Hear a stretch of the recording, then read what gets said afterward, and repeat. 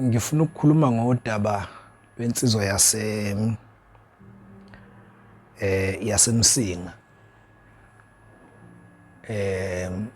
eyasibhalela nje yaba nebhadi nayo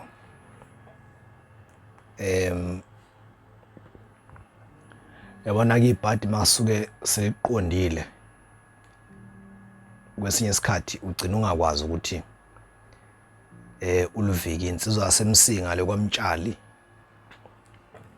lukhona lolu daba lapha ku Facebook yayisibhalele isihloko sithi usizo lwensizwa kwamtshali eMsinga eyaba nebhadi lokubulala umuntu wayihlasela emsebenzini qede yaboshwa. Lensizwa eyalapha ya igama layo ufunda umuntu Mtshali kwahlathi kodwa iseMsinga eMkhuzeni endaweni yaseMkhuzeni kuWard 1. Lensizwa ithi bitohoza eGoli kwenye ifemu nje lekhanda amakhekhe kuthe ngoFebruary nje kulonyaka usiyophela February kulonyaka yavele yaxabana nomunye usisi emsebenzini babengena ebusuku. Lensizwa yayisebenza nomama wengane yayo la betohoza nomama wengane yayo. Ithi ke lensizwa kaMtshali yaxabana nomunye usisi emsebenzini baxabana nje kusho ukuthi nayo ngokucasuka yayisiyamphusha lo sisi babele kubehelizisana yayisiyamphusha lo sisi wayesethinta umshini lapha nje wahuzuka la kenza zikwebele waba nomhuzuko. Hayi basebeyalanyulo wayeselithatha usisi udaba walosa office wafika walibika ukuthi manje baxabene nalomfo. Hayi uthi ke lomfo wabe sebizwa naye bazolikhuluma udaba baxoli badlulisa baxolelana nalosisi waxolisa naye lomfo. Hayi nosisi wathi hayi ngiyaxolela bathelelana amanzi nje kanjalo. Kushuthi lo sisi wayesehamba ke seyendlini base bephuma ekseni bemsebenzini. Kanti kushuthi lo sisi uhlala nendoda yakhe lo sisi nendoda yakhe ngathi abangaphe emzimkhulu. Lo sisi uhlala nendoda yakhe ne mayesefike seyibika ke indoda ebikela indoda ukuthi uyazi emsebenzini ngixabane nomuntu kanje. Uthi lo mfo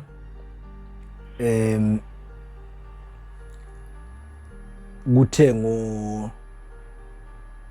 kushuthi ngabe le ndoda yalo sisi yavele yacasuka yini noma lo sisi akashonga ukuthi sasixolelene nobhuti noma kwenzakalani. Uthi ke lo mfo wakwaMtshali kushuthi lo sisi wathi mayefika endlini ngawo February kuphela ngaFebruary wafike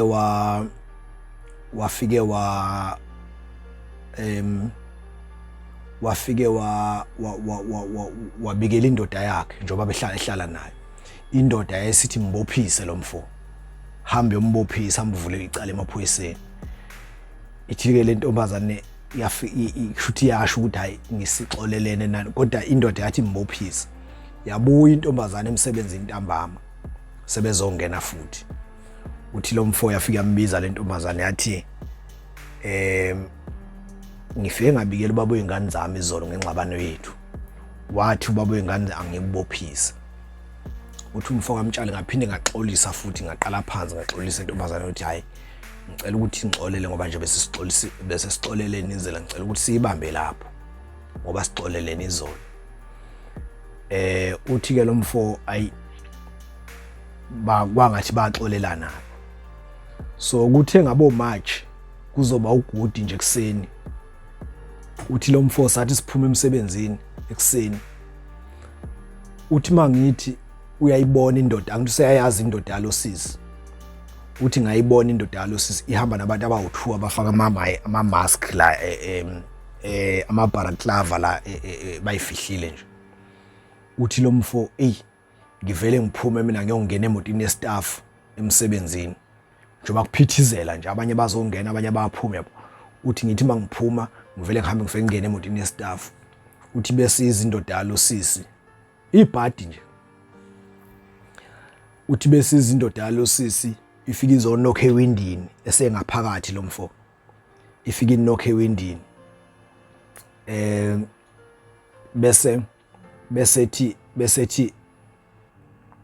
besethi lo mfo ebesithi le ndoda engale akalokhuza akavule lapha ewindini uthi lo mfo ngingavuli mina uthi inokhe le ndoda ifuna yena uthi bese ngivele ngenhlanhla kwasho ukuthi imoto yestaff isiyahamba ivele ihambe lokho kwenzeka ngogudi bese kuzothi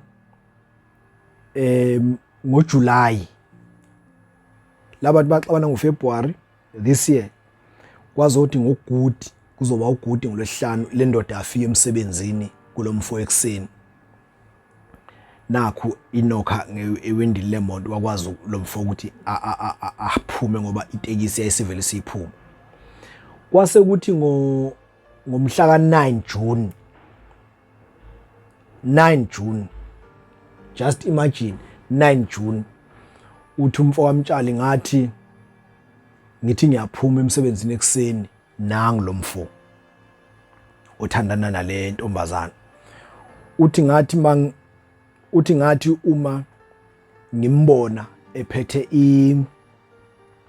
umese uthi ngathi ngithi ngimbona usela wathi ufaka umese uthi ngavika sabambana ke uthi bagcina babambene uthi wakwazi ukuhlwitha umese lo mfo uthi wawuhlwitha umese uthi wayesemgwaza segwaza lo mfo wamgwaza uthi umfo kaMtshali ngamgwaza lo mfo ngaphinde ngamgwaza naye senziwe itukuthelo phela ngithi sebeyalo uthi wabona umama wengane yakhe umfo kaMtshali esembamba ngithi basebenza ndawonye bashayisa ekseni bobabili uthi umfo kaMtshali wabona umama wengane yakhe esembambile la ngemuva emdonsa wayeseyahamba lo mfo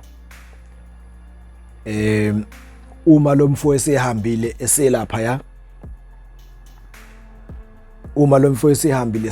ya uthi umfo kaMtshali wayeseyawa lo mfo lapha ya le ndoda yalosisi uthi yayisiyawa lapha ya uthi yena wayengena emotweni babe behamba nentombi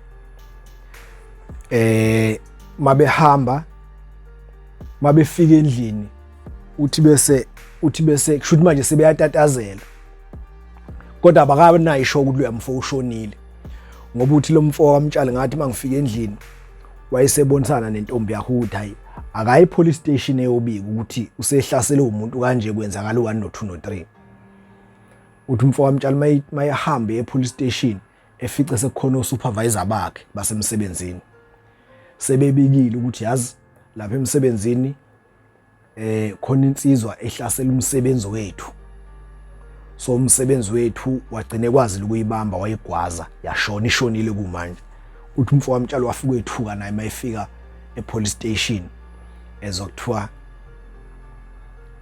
lo muntu adebelwa naye ugcine eshonile uthi ke wabe sethola ibail ke njengamanje ungaphandle ngebail and uma usowuyekile umsebenzi uhleze ekhaya manje uattend icala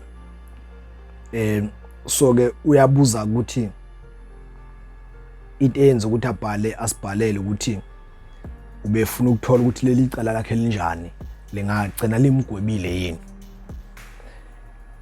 yibhadi ke leli lehlela umfo kaMtshali uzobuka ukuthi lo mfo waxabana nentombi yalomjito owashonayo waxabana nentombi kaMufi ngoFebruary balikhuluma udaba lwabo baxolelana ngalo lelo langa isoka la insist ukuthi akaboshwe lo mfo kodwa kushuthi intombi uyakwazi ukukhuluma naye wabuya lo mfo ngoMarch kuzoba ugudi njobe sebuya ngomhla ka9 June kushuthi uyabona ukuthi lo muntu kwaba yibhadi nje elehlela umfo kaMtshali ngoba usehleze emakhaya manje ngoba ngeke phele bazi abantu bakubwa lensizwa nje babazi ngoba yake yafika nabantu abangaziwa shuthi labo bantu bazonele bethola ukuthi ishonile lensizwa bese bethi bethola futhi nalokuthi ishonile emsebenzini vele izofika indaba kubona ukuthi umtshalo ubulele lensizwa bese bezomgada so wawuyeka kumsebenzi yibhadi nje elinzima kakhulu ngoba njoba ngihlale ngisho nje ngokomthetho umfo kaMtshali ucharge imurder nje, akuyona culpable homicide leya, ukubulala culpable homicide, ukubulala ngenhloso. Leyana imurder nje ngoba umthetho njoba ngihlale ngisho ukuthi mawulwa nomuntu noma uhutshwa umuntu ngesikhali ebese uyaphenduka uyambamba lo muntu noma ngabe isibhamu noma babe yini, bese uyaphenduka uyambamba mhlambe ngenhlanhla yakho ukwazi ukumphuca leso sibhamu. Umthetho uthi umuntu osekufanele abaleke manje umuntu oseyingozi manje akuseyena lo kade hupha, umuntu oseyingozi sekuwuwe wena osuphethe lesi sikhali ekade siphethwe lo yamuntu ngoba umuntu oyingozi lo uphethe isikhali.